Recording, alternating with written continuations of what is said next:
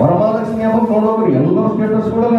ಇಂದು ನಮ್ಮ ಮನೆಯಲ್ಲಿ ವರಮಹಾಲಕ್ಷ್ಮಿ ಹಬ್ಬ ಎಲ್ಲರೂ ಸ್ಟೇಟಸ್ ಇಟ್ಟರು ಒಂದಿವ್ಸ.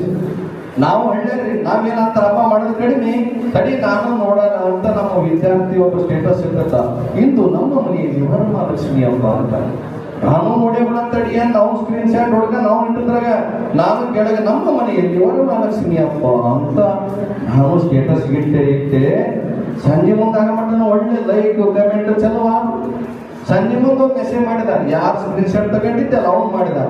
ಸರ ನನಗೆ ಒಂದು ಡೌಟ್, ಏನಲ್ಲಿ ಸರ ನಿಮ್ಮ ಮನೆ ದೇವ್ರ ಮನೆ ನಮ್ಮ ಮನೆ ದೇವ್ರ ಮನೆ ಸೇಮ್ ಅದ ಬಂದು ಹೋಮೇಲೆ ಒಬ್ಬರ ಗೌಂಡಿ ಕಟ್ಟಿರ್ಬೇಕು.